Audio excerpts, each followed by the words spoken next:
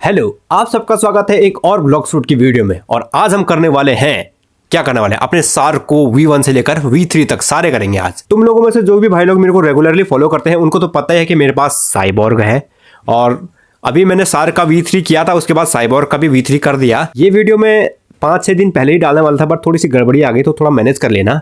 तो चलो चलते हैं अपने सार्क को V2 करने की जर्नी में। तो सार्क को V2 करने के लिए हमारा साथ देने वाले हैं रिप इथाची। सबसे पहले ये भाई हमें एक पोर्टल दे रहे हैं, चलो भाई इससे पोर्टल ले लेते हैं। अरे यार उसने नहीं दिया, भाग गया वो, तो चलो कोई बात नहीं। सबसे पहले हमें V2 करने के लिए अपने बेली को जमा करना पड़ेगा। जैसे मेरे पास 364,992 इतने बेली हैं तो पहले पैसे जमा करने पड़ेंगे मेरे को, क्योंकि हमें V2 करने के लिए चाहिए 5 लाख, जो कि हमारे पास अभी है नहीं। इसीलिए हम सबसे पहले जाएंगे सी बीस्ट हंटिंग के लिए, SB हंटिंग के लिए। मैं अपने पैसे बिल्कुल भी खर्च नहीं करना चाहता, इसलिए बोर्ड भी यही भाई ले रहे हैं, क्योंकि भाई मेरे को बचाने हैं भाई पैसे अभी। तो चलो भाई, अब कोई सी बीस्ट दिखे तो उसे जल्दी से जल्दी हमें निपटाना पड़ेगा। किसी टाइम तो 1 सेकंड में सी बीस्ट आ जाता है, बट किसी टाइम पे इतना ज्यादा टाइम लगाता है कि क्या ही बताएं। जैसे अभी देखो कितना ज्यादा टाइम लग रहा है। ओके, तो बहुत टाइम बाद एक सी बीस्ट यहाँ पर अपीयर हो चुका है। अब मुझे इसको डिफीट करना है भाई फटाफट से। मुझे मतलब हम दोनों को। अपनी कित्सुने बिल्कुल रेडी है एक्शन के लिए। अब फटाफट से चलते हैं भाई इसको डिफीट करने के लिए।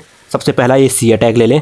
और देखो डैमेज काउंटर मैंने ऑन करा था ना, इसका यही फायदा है कि हम डैमेज देख सकते हैं कितना डैमेज कर रहे हैं हम आराम से। अपनी पावर से इसको डैमेज देना पड़ेगा। M1 से तो कुछ हो नहीं रहा है इस पे। अब देखो अपनी पावर से टेल बीस्ट बॉम्ब से देते हैं इसको डैमेज। ओके, तो बहुत टाइम तक स्ट्रगल करने के बाद हमारे पास हो चुके हैं 4.9 लाख। अब बस 8 या 9 हजार के आसपास ही चाहिए होगा मेरे को, जो कि नॉर्मली इधर ही उधर मिल जाएगा। फाइनली थोड़ी देर मेहनत करने के बाद मेरे पास सफिशिएंट बेली तो हो चुके हैं। अब जाना है मेरे को वो क्वेस्ट लेने के लिए। वो NPC हमें मिलेगा ग्रीन जोन में। तो चलो भाई ग्रीन जोन चलते हैं सबसे पहले तो। ओ भाई, इसके पास एंजल का V4 है कि V3 कौन सा है, ये खतरनाक लग रहा है यार। तो चलो यार, सबसे पहले तो हमें अपने काम से मतलब रखना है। PvP करने के लिए हमें सबसे पहले अपना रेस वगैरह को अपग्रेड करना पड़ेगा, जो कि मेरा बिल्कुल भी नहीं है। अभी बहुत ज्यादा नूब हूं मैं। ओके, तो ये रहा वो NPC। इससे हम बात करते हैं और देखते हैं ये हमें क्या बोलता है।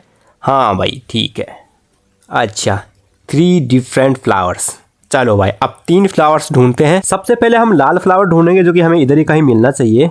यहाँ पे है क्या, हमें ध्यान से हाँ है। चलो लाल फ्लावर तो हमें यहाँ मिल गया। 2 और चाहिए, येलो फ्लावर और उसके बाद ब्लू फ्लावर। अब हमें चाहिए येलो फ्लावर, जो कि हमें मिलेगा इन स्वॉन पायरेट्स को डिफीट करके। ये टोटली हमारे लक पे डिपेंडेंट होता है। हमें 1 को मार के भी मिल सकता है और 50 के बाद भी मिल सकता है। तो चलो भाई देखते हैं हमारा लक कितना होता है। इससे भी नहीं मिला। हाँ, इससे भी नहीं मिला, इससे नहीं मिला यार। ऐसा मेरे को कम से कम ज़्यादा 50-60 तो मारने पड़ेंगे, तब जाके मेरे को मिलेगा शायद से। मैं इनको डिफीट करने में लगा ही था, तभी एक सब्सक्राइबर ने मेरे साथ ये कर दिया। यार इनको अपनी पावर्स दिखाने की क्या पड़ी रहती है यार। मैं इतना इरिटेट होता हूँ ना इनसे, सही में दिमाग खराब हो जाता है मेरा। अब ये प्रोसेस मेरे को फिर से दोबारा करना पड़ेगा। कमजोर आदमी की मजबूरी का फायदा उठाते हैं यार ये लोग। क्या करें अब इनको, क्या ही बोले। अपने से बड़ों से लड़ो ना, इतनी ही PvP की चुल है तो इनको। अब मेरे को फिर से रेड फ्लावर ढूंढना पड़ेगा। चलो भाई यार, दूसरी रेड फ्लावर की लोकेशन दिखाओ यार, कहाँ पे है। मेंशन में है ना शायद से। हाँ, यहाँ पर मेरे को रेड फ्लावर तो मिल चुका है। अरे मैं उठा क्यों नहीं पा रहा इसको, थोड़ा सा और पास। हाँ, उठा लिया।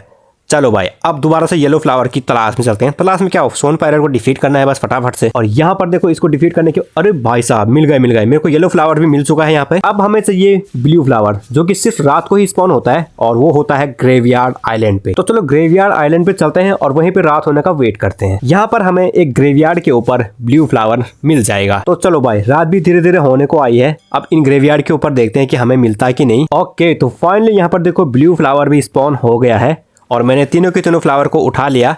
अब चलते हैं उस NPC के पास ग्रीन जोन में। ये रहा वो NPC जो कि हमारे रेस को अपग्रेड करेगा। चलो भाई इससे बात करते हैं और देखते हैं क्या होता है। हेलो भाई, हेलो, गुड जॉब। ओके, तो चलो भाई, और हमारी रेस इवॉल्व हो चुकी है। हमें एक टाइटल भी मिल चुका है सी मॉन्स्टर का। और अब हमें पानी में बिल्कुल भी डैमेज नहीं होने वाला है, 1% भी नहीं, क्योंकि V3 हो चुका है भाई।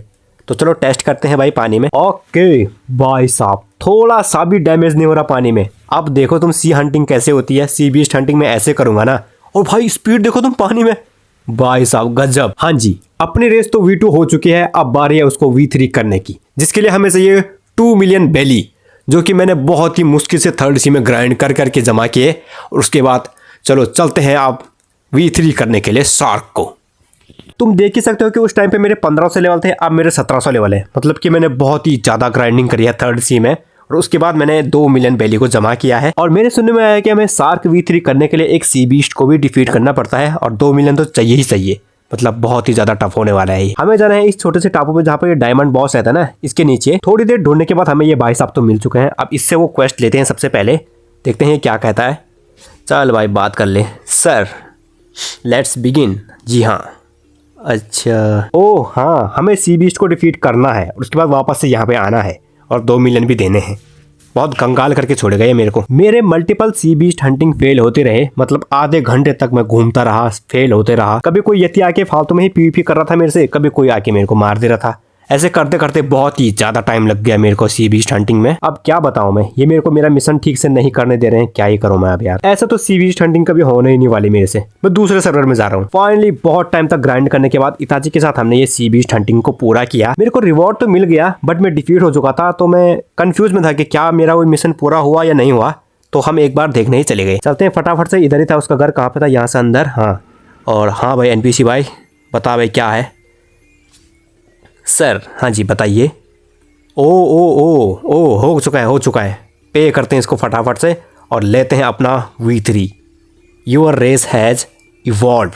वॉरियर ऑफ द सी का टाइटल भी मिल चुका है मेरे को। ओह वाव, तो फाइनली मेरा रेस V3 हो चुका है। देखो इसके चार और किस तरीके से और आज टाइप का आ रहा है ना, बढ़िया हो गया ये तो। जी हाँ, ये तो था मेरा सार्क रेस को V3 करने का स्ट्रगल।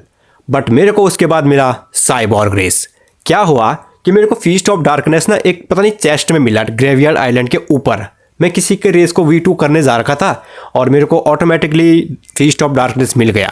तो मैंने सोचा कि क्यों ना एक कोर रेड कराया जाए, जिसकी वीडियो मैंने बनाई नहीं यार, मैं भूल गया उस टाइम पे। मैं मिशन पूरा करते करते ना मेरे ध्यान से ही हट गया, वो वीडियो बनाने भी है। उसके बाद हमें चाहिए था कोर ब्रेन, जिसके लिए हमें 2 कोर रेड करी और दूसरे कोर रेड में हमें कोर ब्रेन मिल चुका था। और उसके बाद शायद से 2500 फ्रेगमेंट देने के बाद हमें साइबॉर्ग मिल चुका। साइबॉर्ग को V2 तो मैंने जैसे तैसे कर लिया था, फ्लावर को इकट्ठा कर करके।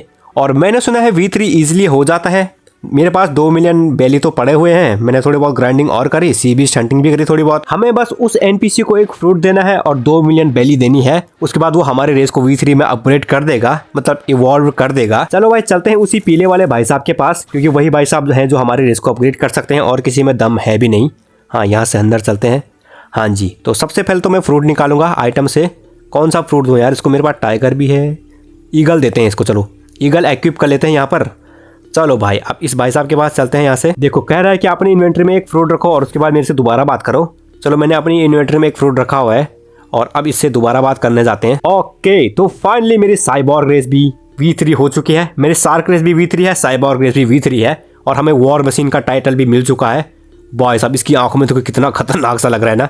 तो चलो एक बार बाहर चल के देखते हैं और इसकी पावर का भी यूज करते हैं, क्या लगेगा भाई। ओ गूल मास के साथ तो ये और भी ज्यादा खतरनाक डरावना सा लग रहा है ना। इसने मेरा फ्रूट भी नहीं लिया यार।